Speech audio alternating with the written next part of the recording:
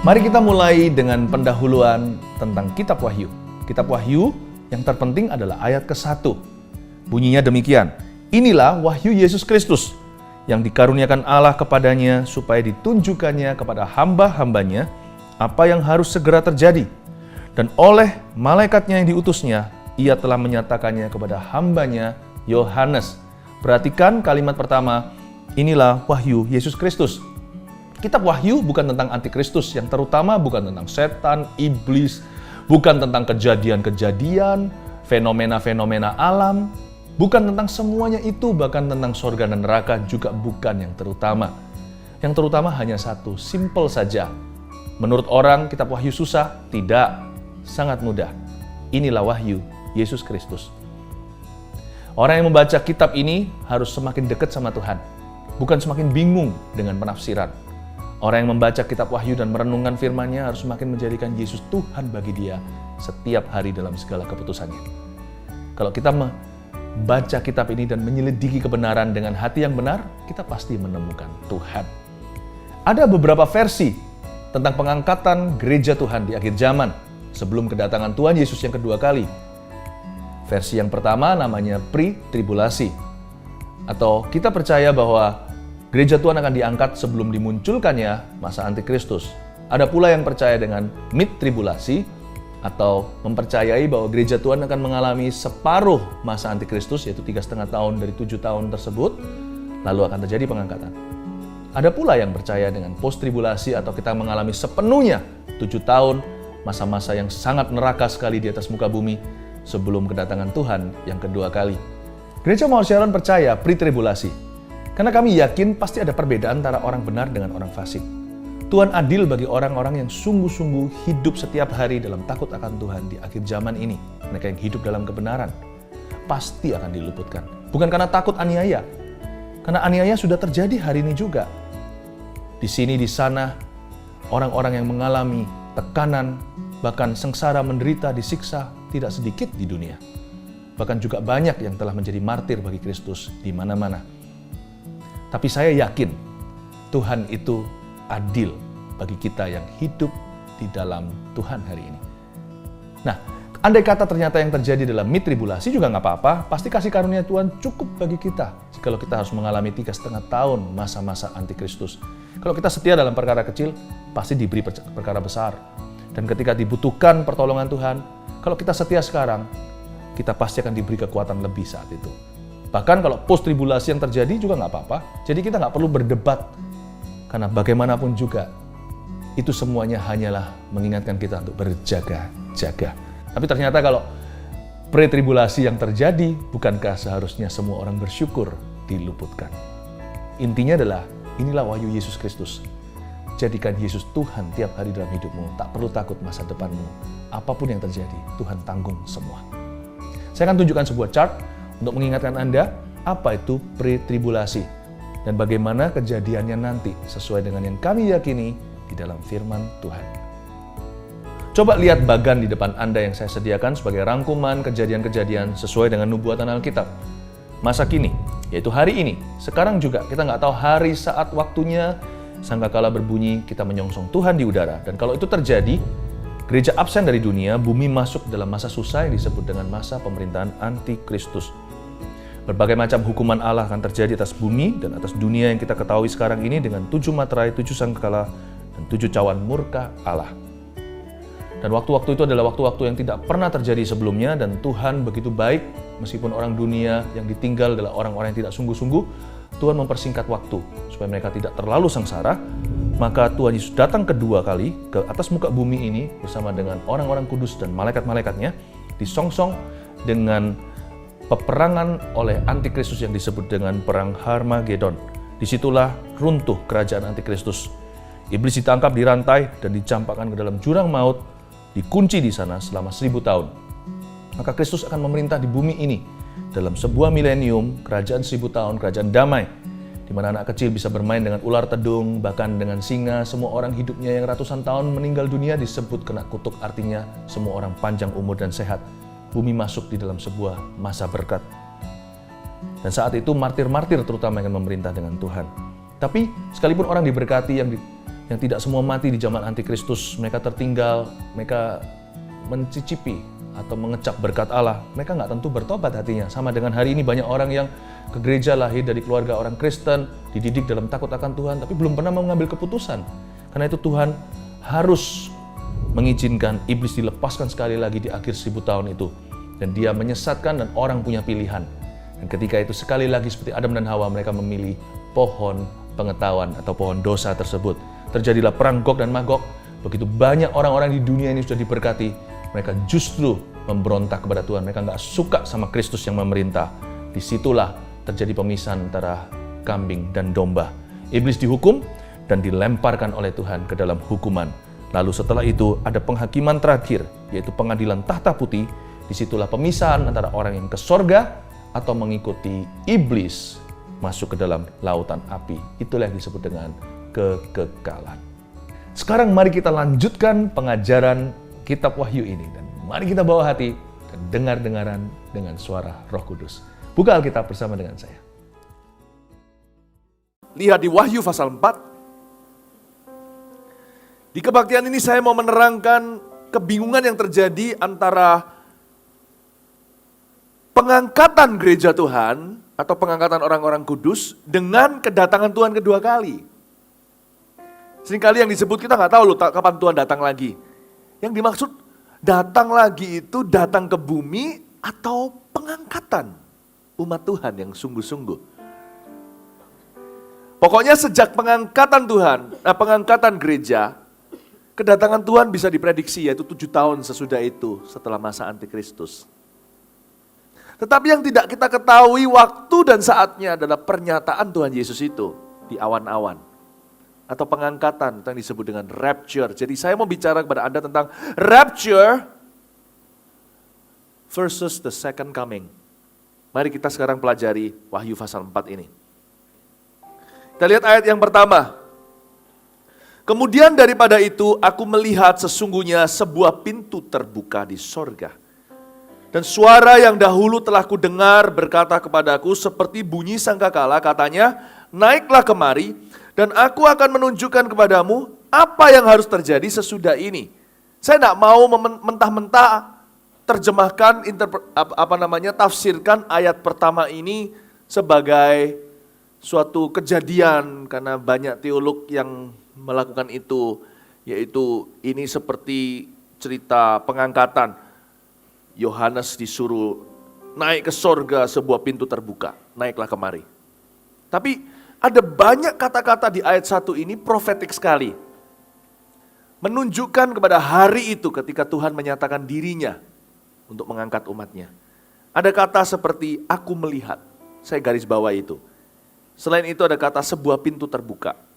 Dan interesting, menarik sekali, apalagi baru-baru ini heboh di media, suara sangkakala. Seperti bunyi sangkakala. Lalu ada kata-kata naiklah kemari. Bapak Ibu Saudara, kita harus tahu dulu rapture itu apa. Hari-hari ini setelah fenomena itu, kok kebetulan sekali sebelum mengajarkan Wahyu sudah diberikan preview. Orang-orang membincangkan, saya sih jawabannya sederhana, nggak usah spekulasi.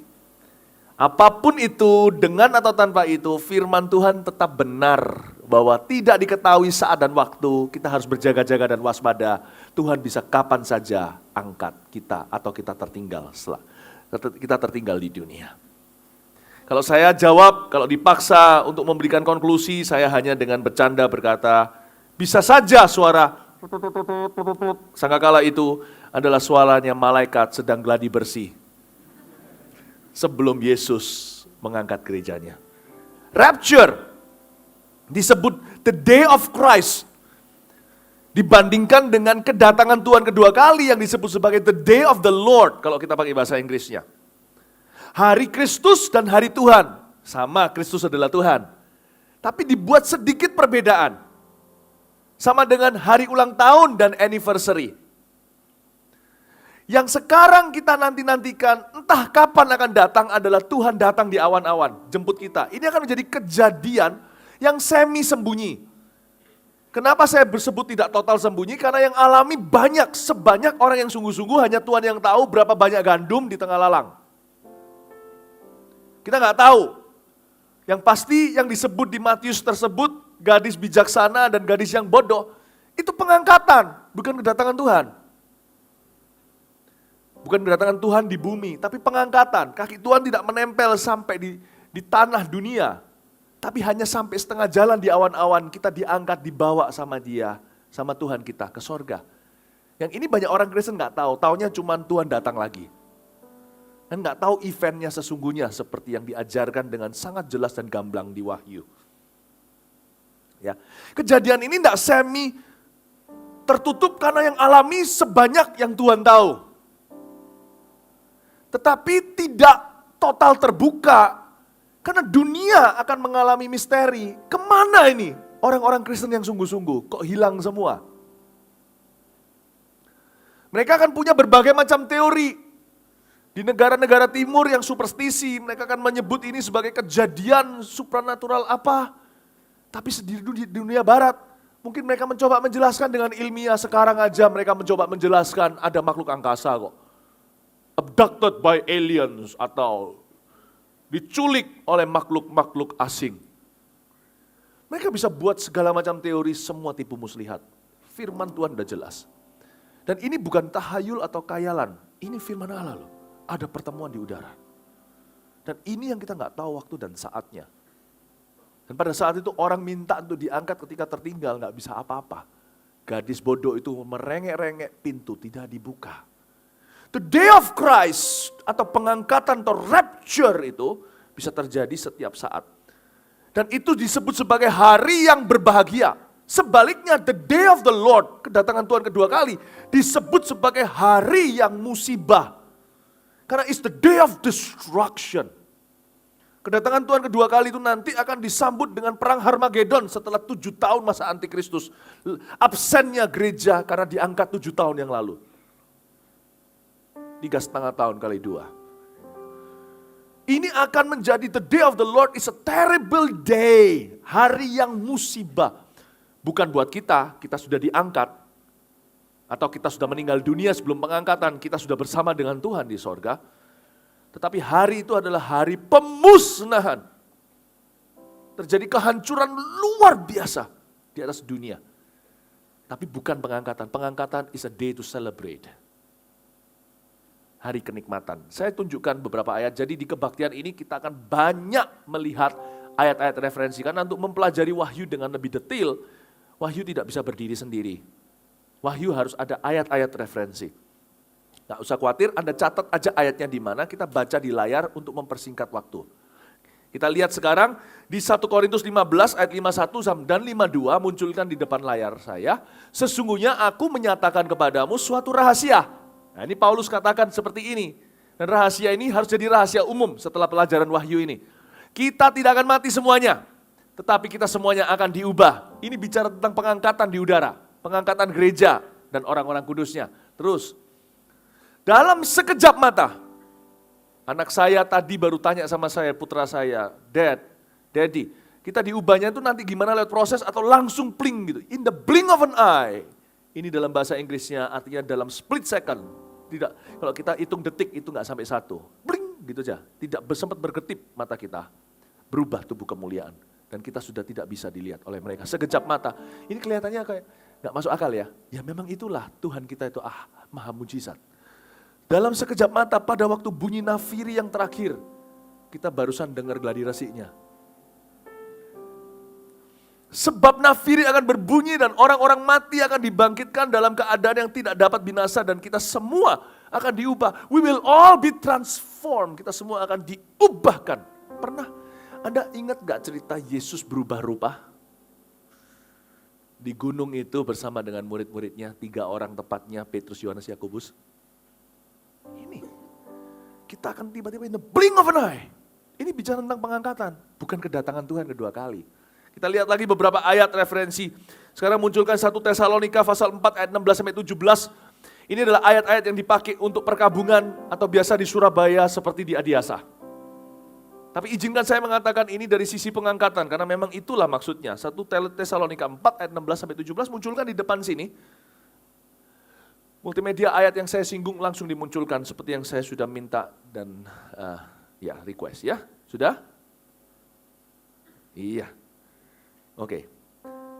Cepet-cepetan ya, saya buka Alkitabnya atau cepetan dimunculin di layar. Rasanya lebih cepat saya nih. Oke.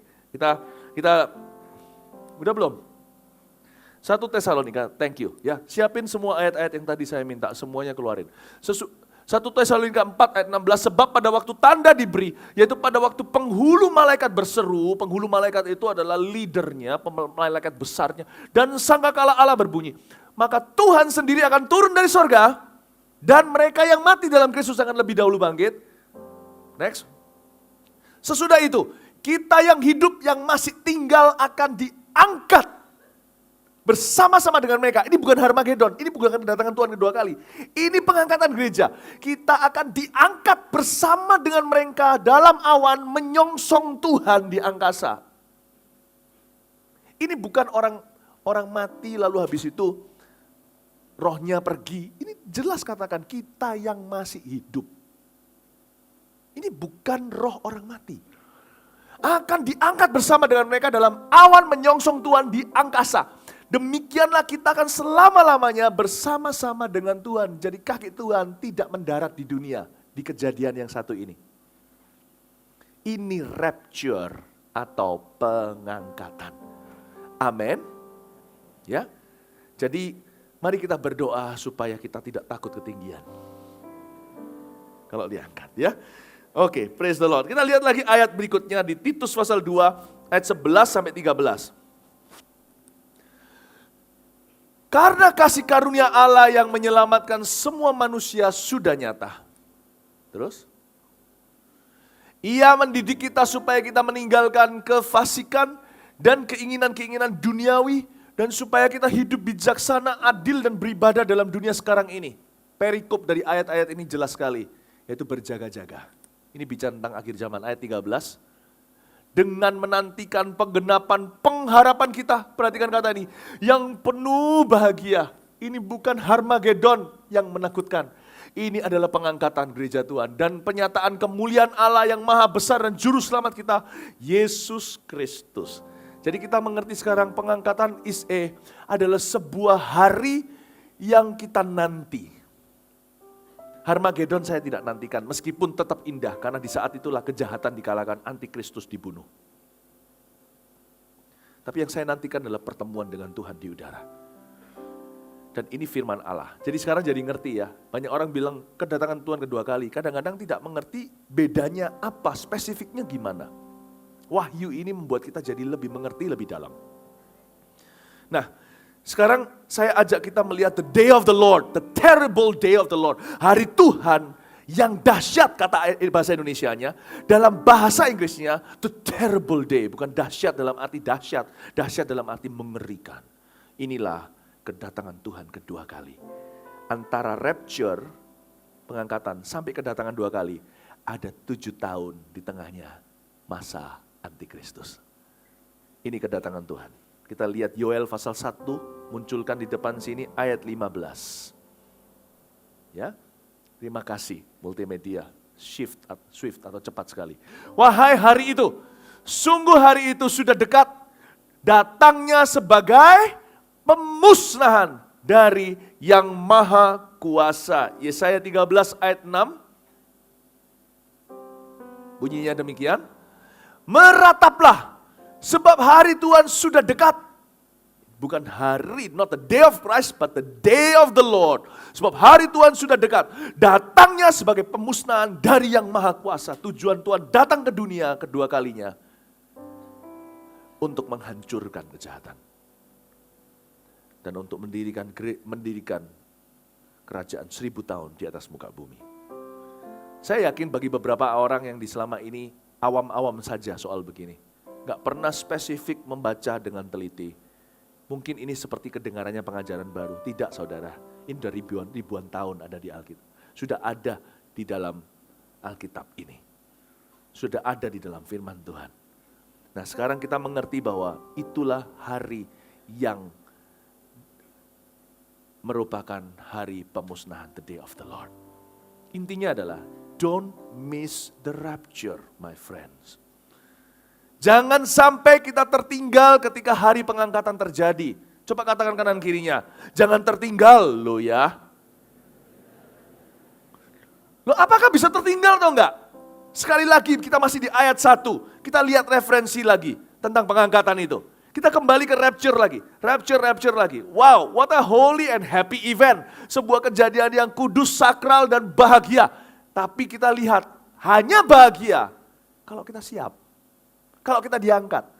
Dan lebih penuh kebahagiaan kita, kalau orang-orang kita cinta pun satu persatu sudah siap untuk diselamatkan.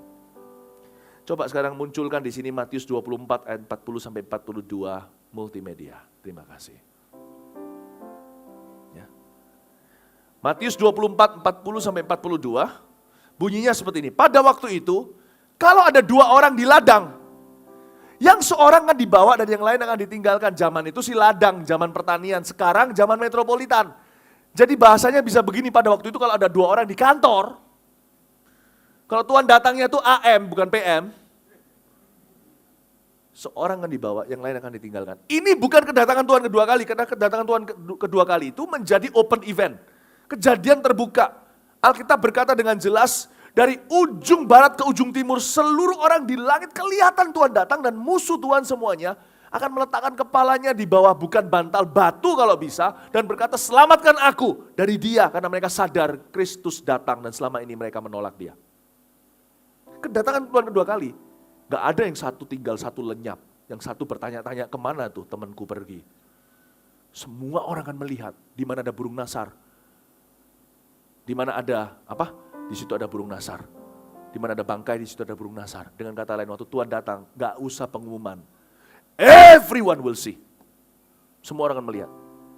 Meskipun bumi itu bulat, karena kedatangan itu supranatural. Kita gak bisa berkata kalau Tuhan datang di sini, di bawah gak kelihatan. Kalau kebetulan bunyinya berputar, gak bisa. Itu bukan fisik, kedatangan Tuhan itu supranatural. Di sini lihat, di situ lihat, satu awan waktu itu. God can. I don't know how, secara ilmiah, God can. Tuhan bisa. Tuhan bisa. Ini pengangkatan, bukan kedatangan Tuhan kedua kali. Coba lihat lagi, kembali ke ayat tadi. Kalau ada 2 orang perempuan sedang memutar batu kilangan, atau bahasa hari ini, kalau ada 2 orang sekretaris sedang ngetik di komputernya. Yang seorang akan dibawa, yang lain akan ditinggalkan. Yang seorang akan meninggalkan keyboard komputernya, yang lain masih ngetik. Lanjut ayat 242. Karena itu berjaga-jagalah. Sebab kamu tidak tahu pada hari mana Tuhanmu datang. Jadi jangan percaya kalau di luar sana berkata Tuhan datang bulan September ini. Orang itu yang mengaku begitu berarti dia merasa lebih pangkat dari Tuhan Yesus. Tuhan Yesus sendiri berkata, anak pun maksudnya dirinya. Bukannya dia gak maha tahu karena dia Tuhan. Tapi dia memilih untuk tidak tahu supaya jangan sampai muncul kesesatan tak bertanggung jawab dari orang yang sok tahu. Tuhan bilang, aku memilih tidak tahu, Bapakku yang tahu. Jadi kalian jangan sok tahu, istilahnya begitu. Jangan percayalah orang yang berkata, September. 27 September Tuhan Yesus datang, bukan itu ulang tahun saya. Catat baik-baik. Kenapa ditepuk tangan nih? Just joking ya. Enggak ada yang tahu. Yang pasti hanya ini, berjaga-jaga dan waspadalah. Bisa setiap saat. Kok bisa setiap saat? Karena firman Tuhan berkata, bahkan tadi ini yang peringatan tuh AM bukan? Mari kita lihat peringatan yang PM, mau? Yang tadi yang siang kan? Kita lihat peringatan yang malam. Tuhan bilang, bisa pagi, bisa malam loh ya. Bisa pas pesta, bisa waktu tidur loh ya. Bisa datang pokoknya seperti pencuri di malam hari. Kita lihat lagi sekarang Lukas 17:34-36 bunyinya begini. Aku berkata kepadamu, pada malam itu, nah itu AM. Ada 2 orang di atas satu tempat tidur. Saya yakin ini suami istri. Kalau ini selingkuhan, 2-2 tertinggal.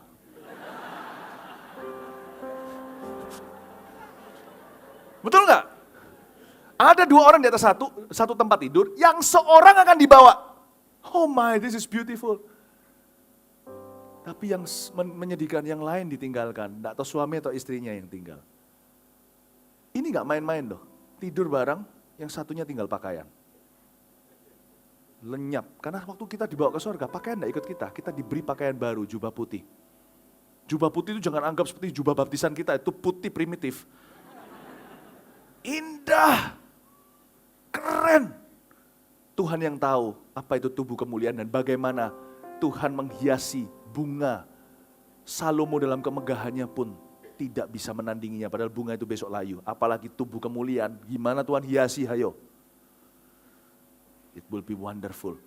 Tuhan itu luar biasa. Saya nggak bisa bayangkan aja. Saya hanya bisa bayangkan sorga itu nyata. Tubuh kemuliaan itu fisik. Sungguh. Dan Anda tahu nggak? Fashion hari ini pun bergantung fashionnya Tuhan. Dari kulit, dari apa, semua dari ciptaan Allah. Manusia bisa bikin yang aduhai, apalagi Allah lebih orisinil. Saya yakin semua yang Tuhan sediakan di dalam pengharapan kita itu fisik semua. Tidak gentayangan, kita tidak dipanggil jadi Casper. Bapak Ibu saya mau beritahu, your hope is physical. Christ died a physical death so you will have a physical hope. Anda akan dan saya akan punya harapan yang sangat-sangat tangible atau nyata. Amin Bapak Ibu Saudara. Lihat itu tadi, satu ditinggal, belum selesai tuh ayatnya, munculin lagi. Kalau itu bukan suami istri, pasti diberitahu dua-dua tertinggal. Tapi kita lihat sekarang ayat berikutnya. Ayat 35. Ada dua orang perempuan bersama-sama menghilang, yang seorang akan dibawa dan yang lain akan ditinggalkan. Tadi kita sudah baca itu, yang ayat 36. 36. Kalau ada dua orang di ladang, yang seorang akan dibawa dan yang lain akan ditinggalkan. Bapak Ibu Saudara, ini bicara bukan tentang kedatangan Tuhan kedua kali sekali lagi, bukan Harmagedon, ini bicara tentang pengangkatan yang merupakan kejadian sangat misterius bagi mereka yang ditinggal. Nah, pertanyaannya sekarang, mengapa ditinggal? Apakah fine line-nya? Apakah garis pemisah antara yang diangkat dengan yang ditinggal? Kan kita harus tahu kan, Tuhan itu adil, nggak mungkin Tuhan tidak akan kasih kita job desk-nya. Nggak mungkin Tuhan akan kasih kita kriterianya. Kalau gitu kan kita disuruh meraba-raba di tempat yang gelap. Kita nggak akan pernah melihat terang, sedangkan Tuhan itu terang, di dalamnya tak ada kegelapan. Tuhan itu terus terang. Jadi pasti ada jawabannya di pasal 4 ini. Mengapa ada yang naik kemari, mengapa ada yang ditinggal? Mengapa ada yang lihat pintu terbuka, mengapa yang akan, tapi mengapa sementara yang lain mengalami pintu terbuka surga, sisanya ditinggal di dunia. Kita akan melihat di ayat-ayat berikutnya. Mari kita sekarang baca ayat yang kedua. Segera aku dikuasai oleh Roh. Dan lihatlah sebuah tahta berdiri di sorga. Dan di tahta itu duduk seorang. Dan dia yang duduk di tahta itu nampaknya bagaikan permata yaspis dan permata sardis. Dan suatu pelangi melingkupi tahta itu gilang gemilang bagaikan zamrud rupanya. Kita semua tahu itu tahta kasih karunia Allah. Dan sekeliling tahta itu ada 24 tahta. Dan di tahta-tahta itu duduk 24 tua-tua yang memakai pakaian putih dan mahkota emas di kepala mereka. Interesting sekali di ayat 4 kita mendapat preview tentang sorga. Di pengajaran-pengajaran berikutnya, sesi-sesi yang lanjut nanti di dalam kitab Wahyu, sekali-kali dari waktu ke waktu Tuhan kita akan masuk ke dalam preview-preview sorga yang lainnya. Saya waktu baca kitab Wahyu ulang ini, saya diberkati. Wow, siapa bilang kita nggak bisa mengintip sedikit apa yang ada di sorga sebenarnya. Di ayat 4 ini saja jelas. Bahkan Yohanes dan Yakobus, bahkan mama mereka pun bisa merasakan sesuatu yang mereka nggak pernah lihat. Mamanya pernah tanya sama Tuhan seperti ini, bolehkah putraku ini, Yohanes dan Yakobus, nanti duduk di sebelah kanan kirimu? Kok bisa ya mamanya tahu? Bahwa di ruang tata Allah nggak ada hanya tahtanya Bapa dan tahtanya Yesus, sebab Yesus berduduk di sebelah kanan Allah Bapa. Kok dia bisa merasa ada tahta yang lain ya? Kok dia bisa mengintip parlemen sorga ya? Saya yakin seperti Petrus dibisiki oleh Bapa untuk memberitahu kepada Tuhan Yesus, engkaulah Mesias anak Allah. Yesus berkata, bukan manusia yang membisikkan itu ke telingamu. Saya yakin Bapak membisikkan kepada mamanya Yohanes Yakobus dan bahkan kepada Yohanes Yakobus sendiri. Tapi motivasi mereka salah, mereka belum mature, belum dewasa. Mereka malah tanya sama Tuhan, bisa gak duduk di sana? Yang lainnya cemburu, jadi iri hati, pertengkaran di antara murid-murid Tuhan. Apa-apaan lu? Mau mendahului kami sesama murid kok saling mendahului. Dan Tuhan memang bijaksana menjawab. Yang untuk duduk di sebelah kanan kiri, hanya mereka yang sanggup minum cawanku, cawan penderitaan. Terus Tuhan lanjut dan berkata, memang betul sih, kalian pasti akan tetap bisa meminum cawan penderitaan, karena Yakobus menjadi martir pertama yang dibunuh. Dia mati, dipenggal dibunuh oleh Herodes. Bapak Ibu Saudara, Yohanes nantinya dalam pewahyuan ini, dia melihat tahta yang dulu dia pernah request untuk duduk di sana. Tapi kali ini Yohanes sudah berusia, dia sudah dewasa dalam iman, dia nggak lagi egois, dia nggak minta lagi di sana. Dia hanya menjelaskan, tahta itu benar-benar ada, seperti yang dia rasakan di masa mudanya, masa tuanya. Tuhan izinkan dia lihat, ketika hatinya nggak ambisi lagi, Tuhan justru bawa dia untuk mengintip sorga. Ternyata di ruang tahta Allah, di samping tahta Allah dan anak domba Allah, ada 24 kursi yang lain. 24 kursi ini, 12 kursi tentunya adalah untuk pemimpin-pemimpin umat Tuhan, saint, untuk orang-orang kudus dari perjanjian lama, 12 dari orang-orang kudus untuk orang-orang kudus perjanjian baru. Dan saya punya perasaan bahwa pemimpin-pemimpin umat Tuhan akan bergiliran duduk di kursi-kursi itu. Mungkin Anda bisa bertanya, what's the big deal? Emangnya duduk di kursi itu enaknya apa? Oh, coba bayangkan, jangan bayangkan sekedar kursi. Tahukah kursi ini adalah kenikmatan, gak semua orang bisa duduk di sana. Contohnya, saya pertama sekali naik pesawat terbang. Bicara tentang kursi ini betul-betul hot seat ya. Ini kursi panas. Ini kursi kehormatan, gak main-main loh. Jangan hanya berkata, emangnya apa enaknya duduk di kursi itu. Lain cerita, kalau kursi itu asosiasi dengan kemuliaan, kursi itu asosiasi dengan yang namanya privilege atau hak istimewa, kursi itu pasti sesuatu sekali. Contohnya, saya dan istri saya pernah sekali waktu kami bepergian ke luar negeri, kami diberkati Tuhan dengan tiba-tiba dipanggil namanya ke counter, tiket pesawat kami kursinya di-upgrade langsung ke first class. Saya nggak pernah naik first class, ya cuman sekali itu doang. Sekali dan belum pernah lagi. Wah, saya biasanya bisa tahan diri, tapi hari itu nggak apa-apa norak sedikit.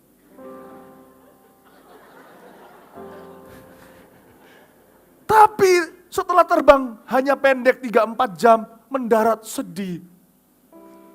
Rasanya ingin terus di sana, kita ada private bar sendiri. Itu ranjangnya, bisa ada pemijetnya tanpa terapis. Saya dipijetin, ya kan?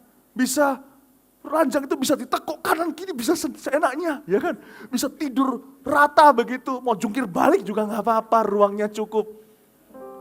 Enak. Anda mungkin bertanya, so what hanya kursi? Terus terang, betul sih, kursi first class itu mahal sekali. Padahal nggak menang sama kursi di tempat-tempat refleksi. Tapi kalau Anda duduk di tempat di mana kursi diperebutkan dan harganya mahal, Anda dikasih satu tempat yang khusus. Saya tidak munafik berkata, cukup nikmat juga pengalaman itu. Bapak Ibu Saudara, mengapa ada orang kayak di Disneyland atau di tempat theme park gimana? Mereka rela-relanya antri panjang, apalagi kalau musim liburan, demi apa? Naik kursi panas roller coaster itu yang cuma putar 10 menit. Lalu mereka mau antri lagi 1 jam 10 menit. Kadang-kadang orang itu ya betul-betul tergila dengan kursi loh di dunia ini. Cuma duduk di sana so what, diputar-putar. Gak usah duduk sini, tutup mata saya putar-putar. Gak usah antri, sekarang juga for free. Jangan pernah bilang kursi. Anda dan saya tidak bisa imajinasi ini kursi ini seperti apa. Ini prestis. Bukan berarti kita mencoba cari kehormatan. Ini kehormatan Allah. Dan kalau roller coaster cuma 10 menit, kursi first class cuma 4 jam. Di surga itu kekekalan. Anda itu akan dipuaskan di sana. Karena itu jangan pernah kita itu keberatan kalau kita itu dihina karena nama Tuhan. Kemuliaannya itu besar. Saya berharap suatu hari akan ada pemimpin-pemimpin dari Asia, orang Indonesia yang digilirin sama Tuhan. Duduk di 12 kursi perjanjian baru itu. Semoga Pak Yusuf juga akan pernah duduk di sana nanti suatu hari. Mewakili kita, hai gitu. Yang pasti setiap orang akan dapat giliran duduk di sana. Indah bukan? Dan bukan sementara 3-4 jam 10 menit saja. Tapi betul-betul sampai puas. Saya nggak tahu gimana jelaskan. Waktu saya baca ini ya, imajinasi saya itu notok sampai satu tempat. Tuhan bilang, kamu boleh berkreatif memikirkan. Yang pasti semua yang kau pikirkan tidak akan salah. Tapi semua yang kau pikirkan tidak ada setitik pun mendekati sesungguhnya. Engkau tidak pernah akan bisa bayangkan apa yang terjadi di sana. Yang pasti, tunggu saja sampai tanggal main dan waktunya. Sorga itu lebih indah daripada yang kau bayangkan, lebih nyata. Amin Bapak Ibu Saudara. Amin. Wow, waktu saya lihat ada kursi 24 di situ. Saya berkata, ya Tuhan, kalau sorga ada kursi, pasti sorga itu rumah. Sorga itu nyata. Katakan kanan kirinya, sorga itu nyata. Ya, amin. Jadi apapun terjadi Bapak Ibu, jangan sampai Anda jual Tuhan Yesus. Dia satu-satunya karcismu ke sorga. Yohanes 14. Dan apapun terjadi, jikalau Anda harus terpisah dengan harta duniawi sekalipun bahkan nyawa, jangan sangkal Tuhanmu. Karena lebih besar upahmu di sorga daripada di dunia. Apa yang ada di dunia semua ada di sorga kecuali dosa. Dan apa yang di dunia nggak ada apa-apanya dengan yang di sorga. Jangan kira sorga itu tempat gentayangan atau khayalan. Sorga lebih nyata daripada yang kau kira. Dan kita lihat ayat 5. Dan dari tahta itu keluar kilat dan bunyi guru yang menderu. Dan 7 obor menyala-nyala di hadapan tahta itu. Itulah ketujuh roh Allah. Dan di hadapan tahta itu ada lautan kaca bagaikan kristal. Di tengah-tengah tahta itu dan di sekelilingnya ada 4 makhluk penuh dengan mata di sebelah muka dan di sebelah belakang. Ini bukan minion. Siapakah makhluk penuh dengan mata ini? Lihat ayat 7. Adapun makhluk yang pertama sama seperti singa. Makhluk yang kedua sama seperti anak lembu. Makhluk yang ketiga mempunyai muka seperti muka manusia. Dan makhluk yang keempat sama seperti burung nasar yang sedang terbang. Dan keempat makhluk itu masing-masing bersayap 6. Di sekelilingnya dan di sebelah dalamnya penuh dengan mata. Dan tidak berhenti-hentinya mereka berseru siang dan malam, kudus, kudus, kuduslah Tuhan, Allah yang Maha Kuasa yang sudah ada, dan yang akan datang. Kedengarannya seperti taman safari. Ada singa, lembu segala. Tapi sebenarnya ini bukan hewan. Keempat makhluk yang disebut di sini adalah cara Yohanes menjelaskan apa yang tidak ada di bumi. Dia hanya berkata seperti itu bukan loh. Seperti itu bukan. Seperti singa itu bukan singa, seperti anak lembu itu bukan sapi dan wagyu. Coba seorang Yohanes, seorang Kristen di abad ke-1 setelah Masehi, menjelaskan helikopter contohnya. Gimana ayo? Anda bisa beritahu helikopter karena ada namanya heli dan kopter. Sampai hari ini kita nggak ngerti kenapa kopter, kenapa heli. Apa bedanya sama helica? Kita tahu karena sudah terbiasa, kita sudah terbrainwash dari kecil, tahu itu helikopter. Kita nggak tahu bagaimana berfungsi, gimana dia berputar, gimana dia bisa melawan gravitasi, pokoknya kita tahu, kita udah lihat dari kecil, udah teredukasi. Gimana dengan orang Kristen abad 1, nggak pernah lihat helikopter. Jadi kalau kita mau tafsirkan apa yang dilihat Yohanes, bisa jadi penafsirannya bisa jauh, tapi saya menghindari untuk menafsirkan terlalu jauh, supaya kita bisa terus ke porosnya, ke prinsip hidup, gimana terapkan di hidup kita sehari-hari. Oke? Kalau saya jadi Yohanes, nggak tahu itu helikopter, saya akan berkata, suaranya seperti ribuan belalang. Kira-kira gitu. Helikopter bunyinya gitu. Itu kelihatannya kayak seperti apa itu kalau sawah diserang sama hama. Karena zaman itu pertanian, bukan metropolitan. Dia akan berkata, wow, wajahnya seperti singa. Helikopter kan mukanya kayak manusia. Coba bayangin orang sebelah Anda itu mirip helikopter. Dan dia akan berkata bahwa dia akan berkata bahwa yang namanya ekornya itu ada bisanya dan mengeluarkan racun. Siapa tahu yang dia lihat itu rudal. Dia lihat perang dunia. Susah menjelaskan. Apalagi menjelaskan yang tidak pernah manusia lihat. Sorga, dan tidak ada semua yang di sorga itu, nggak ada di sini. Sorga kalau dikatakan lantainya dari emas, itu bukan emas antam. London juga bukan. Emas itu tua. Zamannya waktu sungai pertama kali Adam dan Hawa terusir dari Taman Eden, itu ada sungai yang terbelah menjadi 4. Di sana ada emas tuanya. Emas sekarang aja beda dengan emas dulu. Ciptaan Allah itu udah macam-macam. Emas yang kita tahu itu kuper, saudara. Cuman tahu yang itu aja diperebutkan seluruh dunia, naik turun harganya. Who says the gold in heaven is the gold on earth? Yang di dunia ini kayak kotoran hewan dibandingkan yang di sorga. Kotoran hewan yang dibekukan itu loh. Emas itu dulu kan juga cairan. Saya beritahu, sorga itu begitu nyatanya, susah dijelaskan. Karena di dunia gak kelihatan. Seperti itu bukan. Tahukah Anda?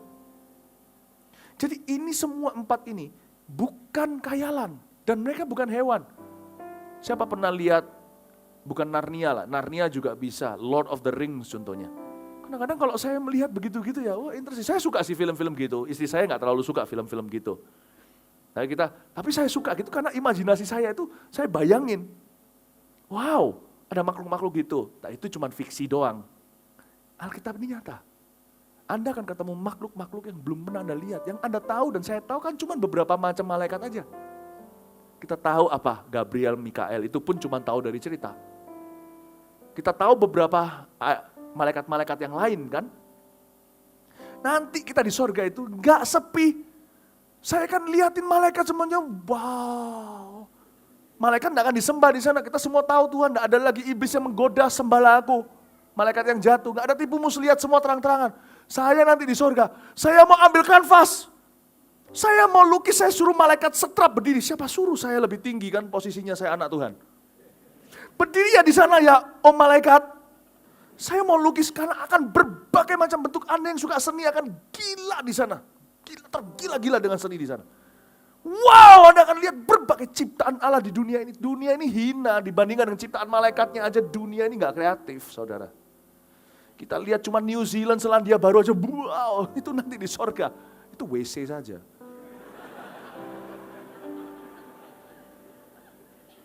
Sadar kan Anda, kita kenalan sama malaikat aja, gambar rupanya aja gak habis-habis kekekalan. Makanya orang datang ke si akuarium di bawah lihat, wow, di sorga.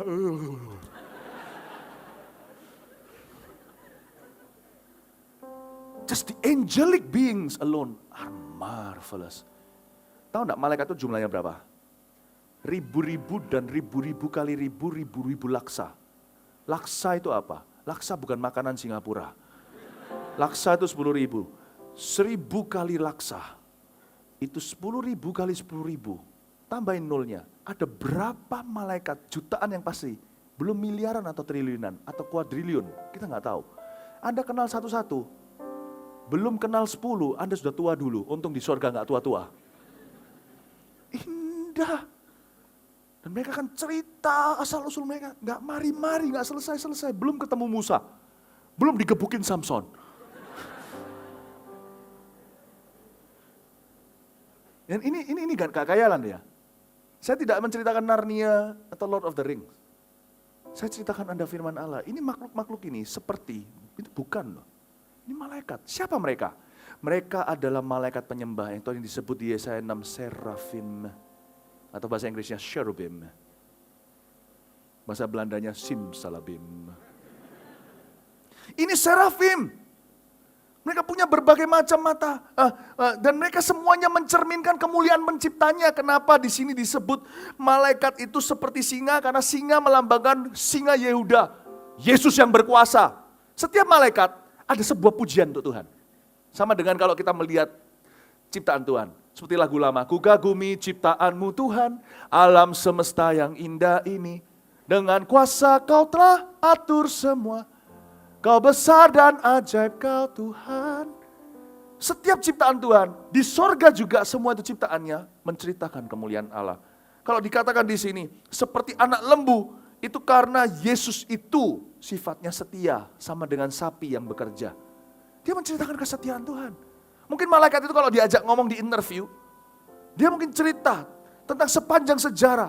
Waktu zaman dinosaurus mungkin. Kesetiaan Tuhan seperti apa? Sama Adam dan Hawa. Cerita di balik layar itu nggak habis-habis. Saya kepingin interview mereka. Saya pastikan nanti di sorga saya mau pegang satu recorder, saya mau dengerin. Ya nggak ada recorder di sana, brain kita sempurna bisa tampung semua informasi. Bytes kita tak terhingga. Saya akan cerita, saya akan dengarkan cerita di balik layar. Semua yang diwahyukan kan sebagian yang cukup untuk kita hidup di dunia. Yang di sorga itu tak terhingga. Saya mau dengar dari mereka. Ceritain kesetiaan Yesus. Apa yang terjadi waktu Sodom Gomora itu? Kok bisa begini? Apa yang terjadi di balik layar itu? Hollywood tidak bisa menggambarkan dengan jelas. Hai, wow, I just can't wait to go to heaven. It's gonna be more fun than here on earth. More fun, more exciting. Karena itu sedih kan? Kalau banyak orang demi dunia meninggalkan Tuhan dan kehilangan harta surgawi. Belum lagi bicara tentang manusia, seperti manusia, muka manusia. Di sini bicara tentang kerendahan hati Tuhan. Lalu burung nasar, itu di sini nasar artinya eagle atau burung elang atau raja wali. Bicara tentang Yesus yang maha tinggi. Dan keempat makhluk itu masing-masing bersayap 6. 2 tutup muka, 2 tutup kaki, 2 untuk terbang. Yesaya 6. Dan mereka menyanyi, kudus, kudus, kuduslah Tuhan. Jadi tujuan mereka bukan tunjukkan wajah yang seperti lembu sapi. Tujuan mereka adalah menyembah. Ini adalah worshiping angels. Kenapa Tuhan tunjukkan sama Yohanes di dalam pasal yang notabene banyak bicara tentang pengangkatan? Rasanya Tuhan kasih kita bocoran, sebuah hint dari Tuhan. Kalau Tuhan hanya angkat ke sorga, true worshiper saja. Wah, celaka ini. Ini yang disebut dengan banyak dipanggil, sedikit yang dipilih. Makanya Tuhan berkata, sedikit dan narrow is the gate to heaven. Is the way to heaven. Sempit sekali jalan ke sorga. Dia hanya mau angkat true worshippers. Mereka yang menyembah Tuhan dalam roh dan kebenaran. Bukan mereka yang beragama Kristen doang. Are you a true worshipper? Saya gak bisa true worshipper, saya gak bisa nyanyi seperti Sidney Mohede. Siapa bilang true worshipper sebagai band? True worshipper sebagai gaya hidup. Are you a true worshiper? Apakah kita hanya berkata Tuhan, Tuhan, lalu ditolak nantinya? Atau kita betul-betul melakukan kehendak Tuhan? Karena Alkitab berkata bukan mereka yang berseru Tuhan, Tuhan. Apalagi kalau seruannya dengan melodi dan kencang. Tuhan, yang masuk kerajaan Tuhan. Tapi mereka yang melakukan kehendak Bapakku. Jadi dari sini kita bisa berkaca, Tuhan gak pernah iseng. Sini for fun. Hanya untuk iseng saja, lihat malaikatku ya. Gak pernah, Tuhan pasti ada pesan. Allah kita tuh firman soalnya. Ingat itu kan? Our Lord is the word. Semua kejadian pasti ada pesan. Luar biasa. Dan di sana dia hanya worshiping angels. Jadi Tuhan hanya mengangkat penyembah-penyembah yang benar. Oh, saya berdoa sekalipun Anda tidak bisa nyanyi. Gak apa-apa. Walaupun di sini ada yang gak suaranya merdu. It's okay. Menyembah itu bukan bicara tentang suara. Menyembah itu apa? Menyembah itu adalah mengagungkan dan ketularan atribut Allah. Itu menyembah. Anda jadi seperti yang kau sembah. Anda sembah patung, Anda akan jadi bisu tuli sama Tuhan. Sama seperti patung itu. Anda sembah Allah yang hidup dan sifat-sifatnya. Anda pun ketularan sifat-sifatnya. Allah kita diproyeksikan, bukan dijelaskan dalam sebuah simbol-simbol yang indah. Dia maha tinggi, burung nasar. Dia rendah hati seperti anak manusia. Ya kan? Dia berkuasa seperti singa. Dan juga satu lagi apa tadi? Dia setia seperti anak lembu. Itu dia. Kita menyanyikan Tuhan. Contohnya, kasih saya bantu saya. Lagu tentang berkuasa. Tuhan berkuasa. Nah itu kita menyembah Tuhan. Tuhan berkuasa. Pikiran kita singa. Tuhan berkuasa kayak Narnia gitu. Bumi bersuka, bumi bersuka, bumi bersuka. Umatnya bersorak terus.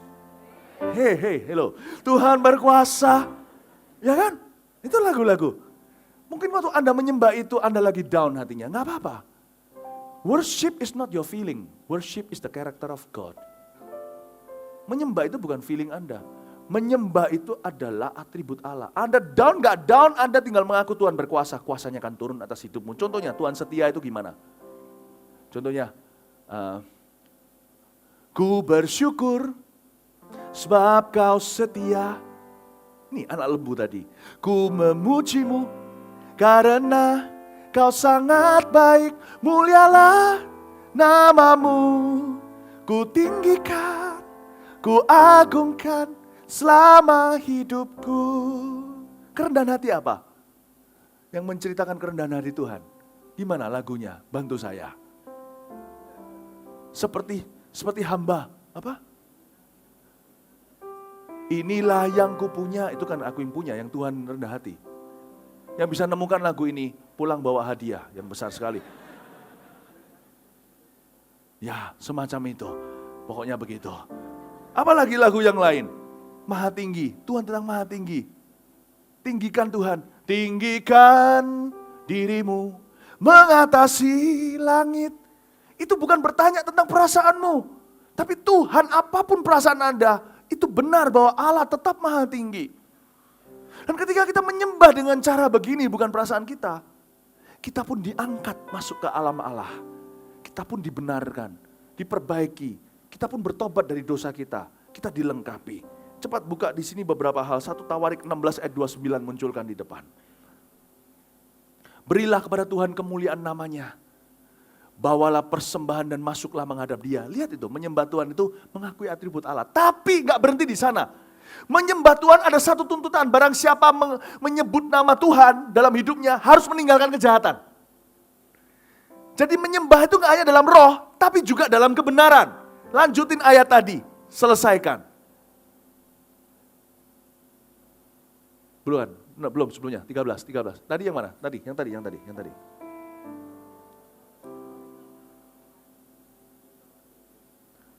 1 Tawarik 16:29, munculkan jangan dimatikan. Terima kasih. Iya. Halo. Hai jemaat. Oke. Munculin ya. Ya. Berilah kepada Tuhan kemuliaan namanya, bawalah persembahan dan masuklah menghadap Dia. Lihat, sujudlah menyembah kepada Tuhan, berhiaskan kekudusan. Jadi menyembah bukan hanya menyebut atribut Allah, itu pertama. Itu langkah pertama, matikan sekarang, siapkan ayat yang berikutnya. Itu yang pertama. Efeknya setelah kausa, efeknya adalah kita harus meninggalkan kejahatan.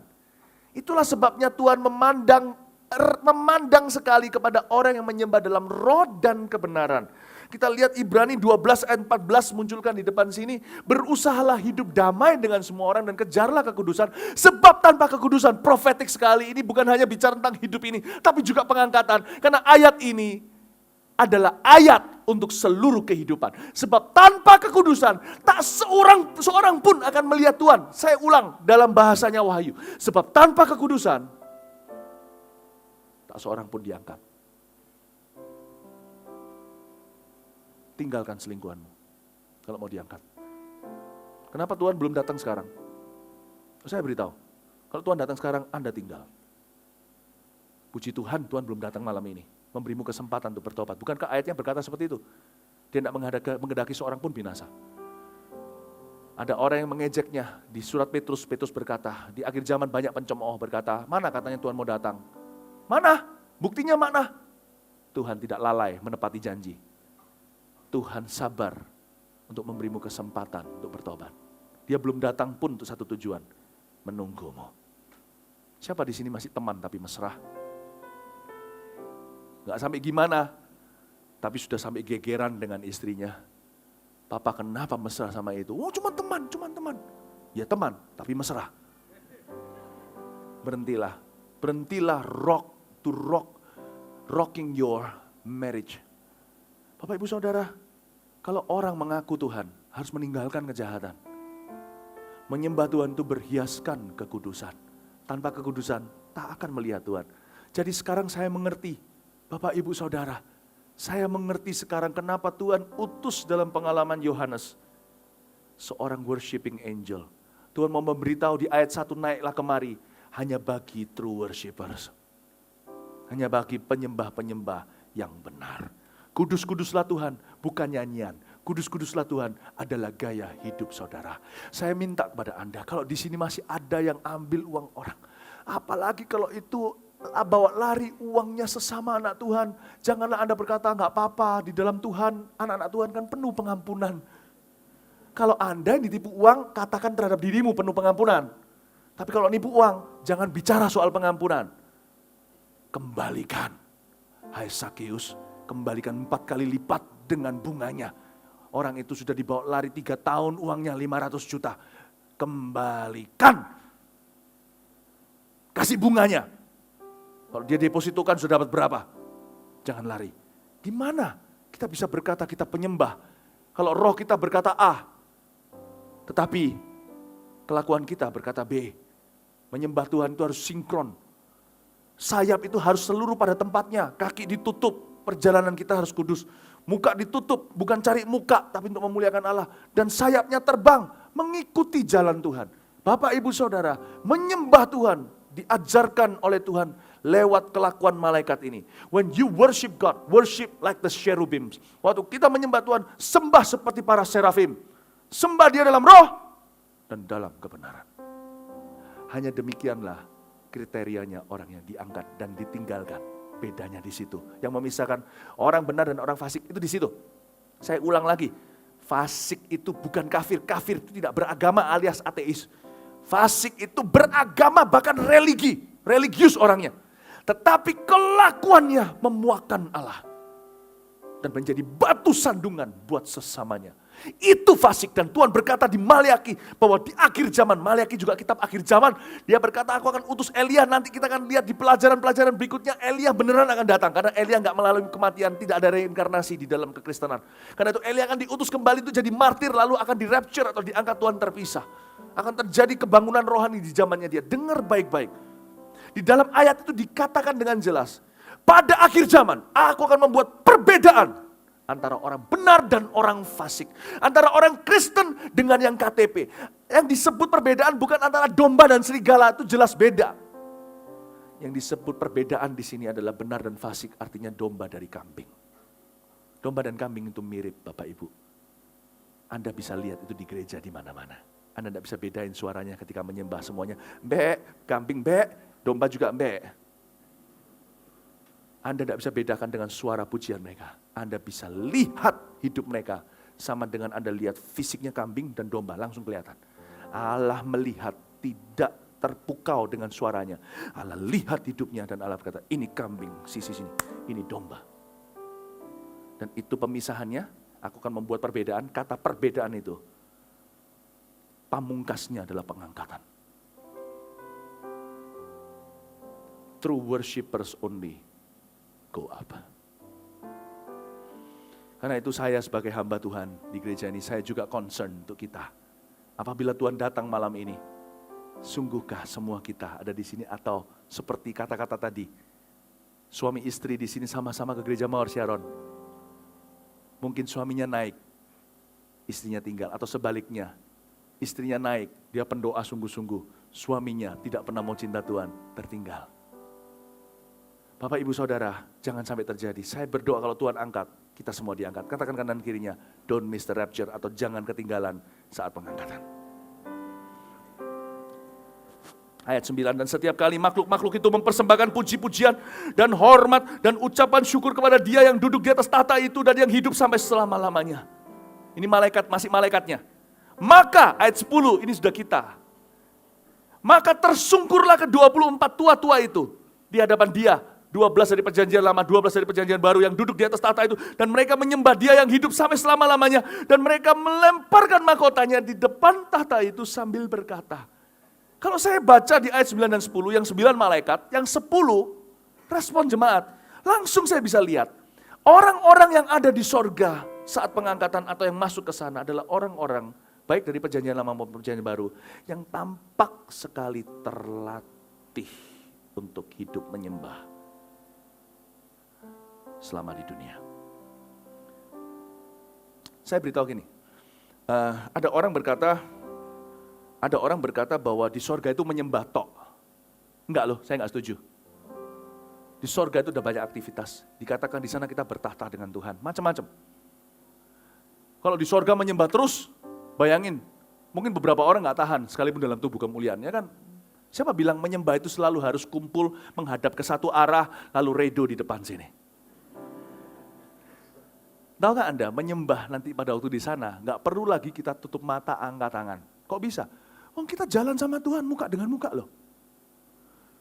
Menyembah itu nanti di sana itu indah, seperti jalan di sebuah taman. Yerusalem baru, ada salah satu kota di sorga yang dinubuatkan. Saya agak sedikit mendahului dari pengajaran yang masih akan datang. Salah satunya itu adalah kota taman, saudara. Di tengahnya itu ada aliran. Disebut Yerusalem baru, saking miripnya dibuat seperti Yerusalem. Bapak Ibu, waktu nanti di sana itu kita jalan sama Tuhan Yesus, kita ngobrol-ngobrol kayak orang pacaran. Tuhan, thank you loh Tuhan, mungkin digandeng Tuhan. Tuhan, thank you. Waktu itu, Tuhan masih ingat enggak?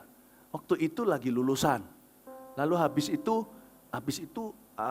aku nggak bisa lanjutin kuliah karena papa mama resesi waktu itu secara ekonomi. Nggak tahu gimana gini-gini, kok Tuhan bisa buka jalan, aku bisa dapat scholarship segala aja. Itu gimana sih Tuhan waktu itu? Oh gini loh nak, gini loh. Waktu itu aku gerakkan si ini, aku begini. Oh jadi kita langsung tahu dapurnya. Thank you ya Tuhan, sayang sama Tuhan. Itu menyembah. Jadi menyembah itu bukan gini, mari angkat tangan, mari duduk, mari berdiri. Oh, Tuhan jalan di tengah kita kok. Kalau di sorga menyembah saja dalam arti kata kita yang kita bayangkan, saya rasa enggak begitu. Di sorga enggak cuman itu. Ya. Tetapi yang pasti lewat ayat ini saya telah mengambil sebuah kesimpulan.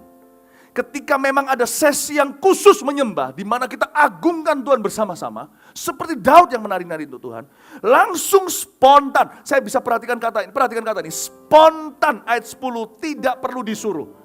Mereka langsung lemparkan mahkota, langsung tersungkur, langsung menyembah. Dari sini saya mengerti, sorga itu kelanjutan hidup kita di sini, kehidupan kekal sudah dimulai. Tahukah Anda, ketika kita punya Yesus sudah dimulai, cuman kita belum mati. Kita masih dalam tubuh dosa, belum tubuh kemuliaan. Kita harus hati-hati. Tapi apa yang kita lakukan di sini, continue di sana, dengan kata lain pada waktu kita nanti di sorga, akan kelihatan sekali kalau kita terlatih di bumi menyembah dan hidup bagi Tuhan. Karena waktu nanti di sana ada sesi tanda kutip penyembahan, kita spontan langsung menikmati dan join dengan choir sorga. Berarti orang-orang yang sudah terbiasa menyembah Tuhan dalam roh dan kebenaran.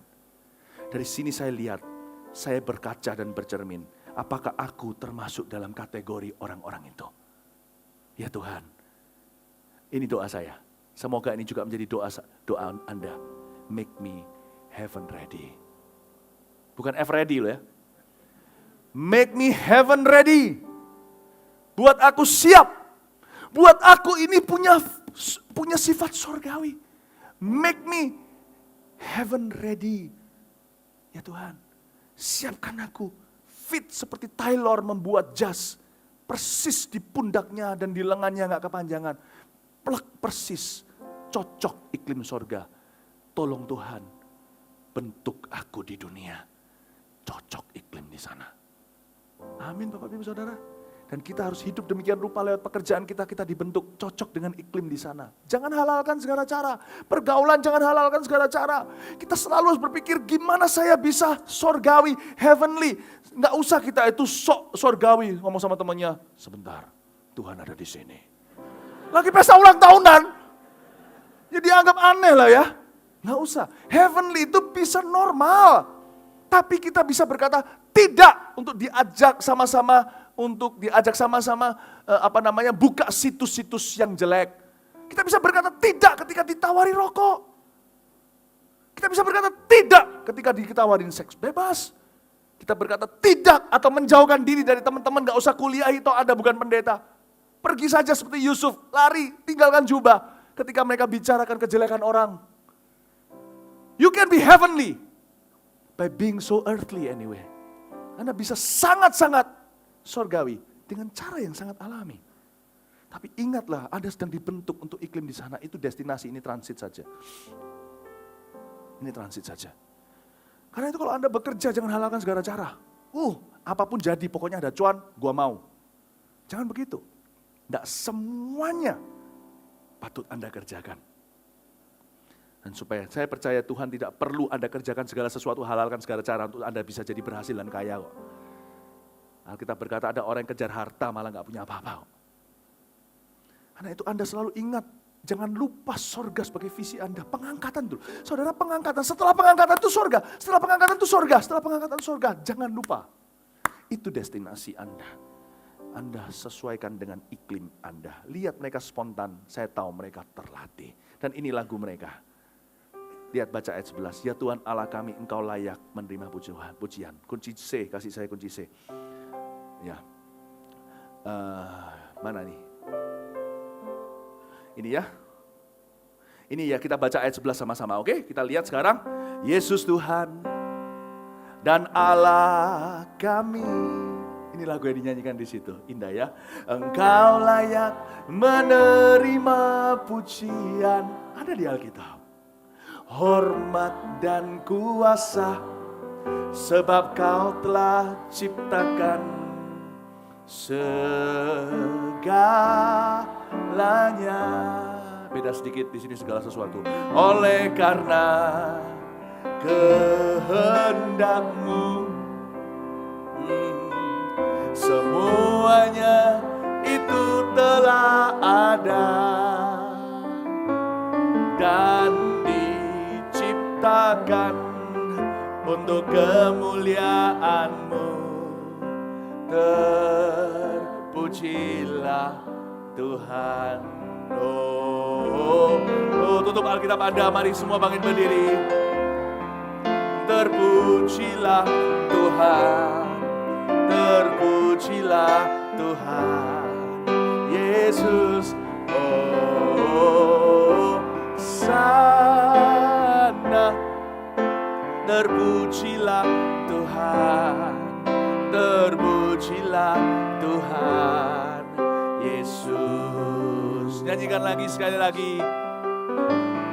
Mari kita nyanyikan lagu sorgawi ini. Yesus Tuhan dan Allah kami, Engkau layak menerima pujian, hormat dan kuasa, sebab Kau telah ciptakan segalanya.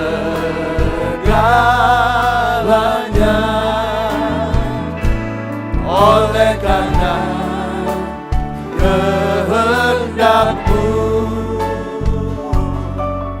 semuanya itu telah ada dan diciptakan untuk kemuliaan-Mu. Terpujilah Tuhan.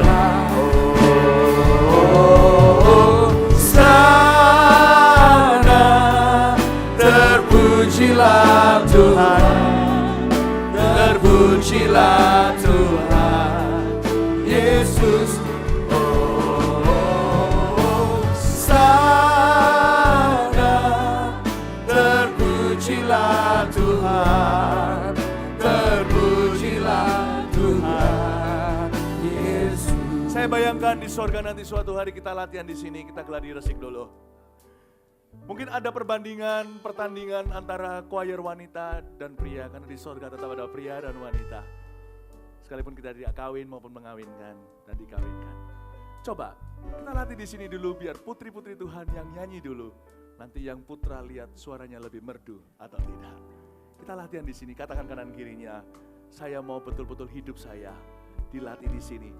Cocok untuk iklim surgawi. Bisa katakan seperti itu? Ya? Ayo sekarang yang perempuan dulu nyanyikan Yesus Tuhan. Yesus Tuhan dan Allah kami. Wow. Engkau layak menerima pujian. Yes. Hormat dan kuasa, sebab Kau telah ciptakan segalanya.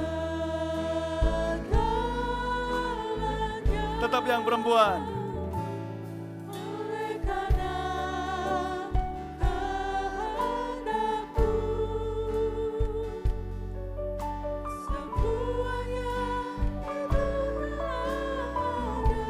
sungguh-sungguh sembah Bapamu. Dia mencintaimu, putri-putrinya. Untuk kemuliaan-Mu, terpujilah. Sekarang putra-putra Tuhan, jangan kalah merdu. Katakan Yesus Tuhan, Yesus Tuhan dan Allah kami. Engkaulah yang menerima pujian. Sembah Dia, sembah Dia. Hormat dan kuasa, sebab Kau telah ciptakan segalanya. Yang cowok tetap tarik suaranya lebih keras lagi. Oleh karena kehendak-Mu, let's worship Jesus. Semuanya itu telah ada dan diciptakan untuk kemuliaan-Mu. Mari kita bersama dengan malaikat di surga, kita imani sekarang juga. Join in one choir. Hosana, terpujilah Tuhan, terpujilah Tuhan Yesus. Hosana, terpujilah Tuhan, terpujilah Tuhan Yesus. Hosana,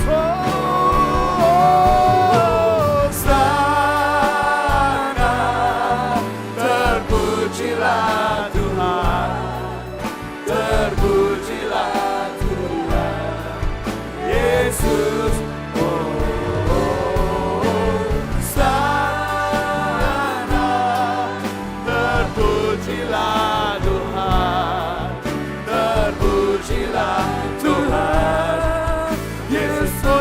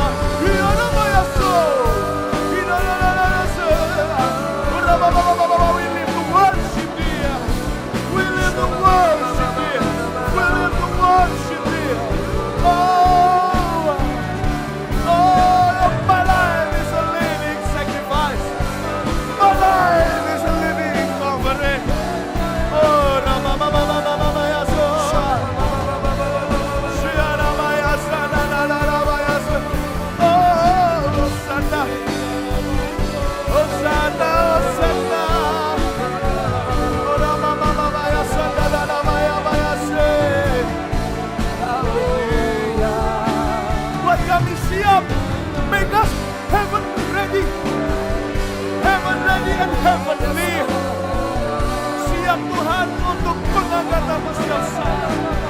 Siap untuk surga-Mu yang bakal. Haleluya. Ora mama maya sandara maya sande. Ya maya sandara maya so. Ya maya se.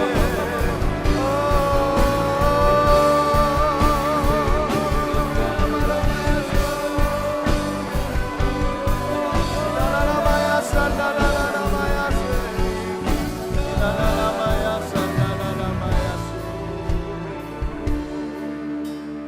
Tetap dalam keadaan berdiri, saya minta pelayan-pelayan perjamuan kudus bagikan perjamuan ini waktu yang tepat untuk kita mengambil tubuh dan darah Tuhan.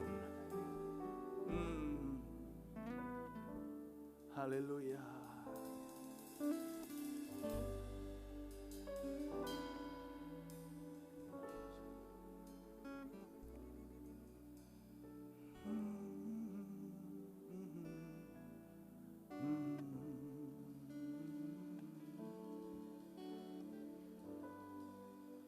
Haleluya.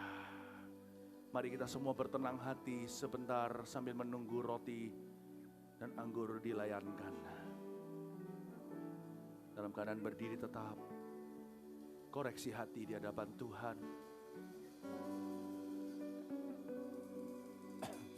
Buat komitmen baru untuk melayani Tuhan dengan segenap hidupmu. Tuhan ada di sini. Terima kasih ya Tuhan. Oh haleluya. Makasih ya Tuhan. Ujilah hati kami ya Tuhan. Cobalah kami, selidiki hati dan batin kami. Kami mengasihi-Mu.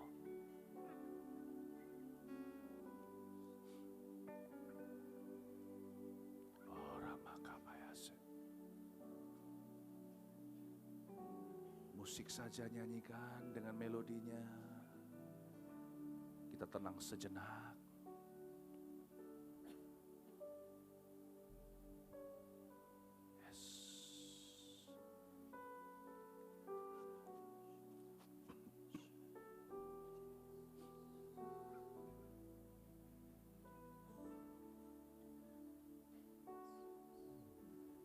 Bereskan apa yang belum beres dengan Tuhan.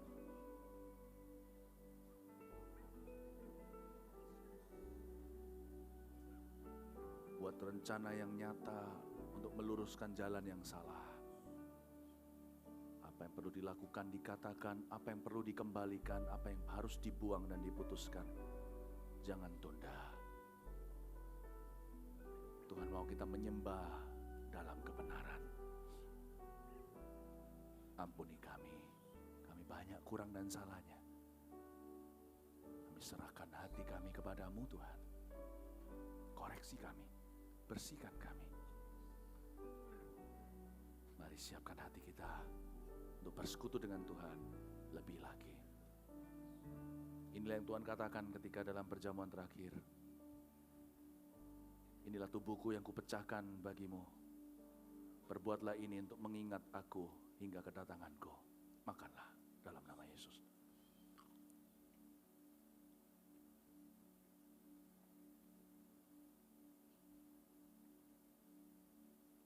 Dan inilah darahku yang kucurahkan bagimu sebagai pengampunan dosamu. Pergilah dan jangan berbuat dosa lagi. Aku akan datang menjemputmu. Maranatha. Tuhan datanglah. Mari minum bersama-sama.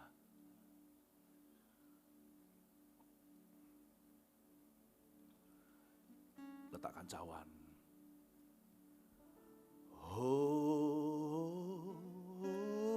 Hosana, terpujilah Tuhan, terpujilah Tuhan Yesus. Hosana,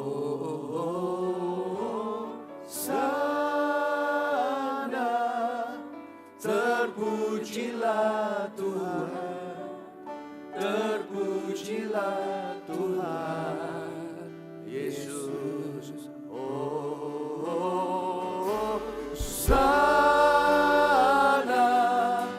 terpujilah Tuhan, terpujilah Tuhan Yesus.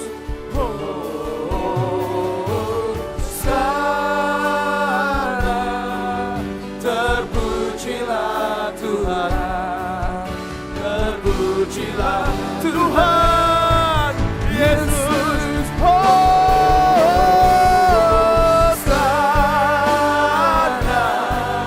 terpujilah Tuhan, terpujilah Tuhan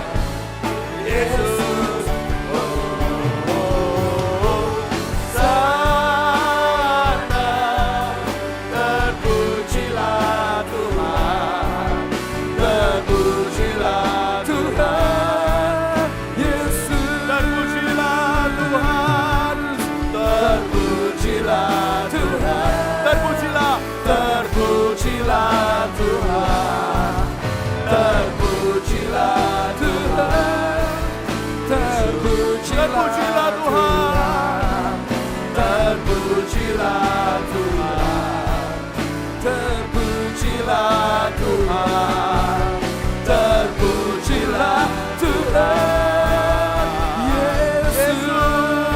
Haleluya, haleluya, Hosana, haleluya. Terima kasih Tuhan, materaikan firman-Mu buat kami bertumbuh. Dan mulai hari ini ya Tuhan, setiap jemaat-Mu semakin mengerti rancangan Tuhan dalam hidup kami. Dan hamba berdoa untuk setiap jemaat yang akan bepergian menjelang liburan lebaran atau yang masih harus tinggal bahkan bekerja, pokoknya apapun kondisinya Tuhan sertai. Tidak ada satupun dari jemaat kami yang kekurangan apa-apa karena Tuhan memelihara. Terima kasih Bapa. Kami mau pulang sebentar lagi, kami terima doa berkat ini dengan iman. Mari angkat tangan, terimalah berkat dari Allah Bapa, kasih setia dari Tuhan Yesus, pengurapan dari Roh Kudus menyertai-Mu dari sekarang hingga Maranatha. Yesus datanglah, di dalam nama Tuhan Yesus yang percaya katakan amin. Selamat malam, Tuhan Yesus berkati.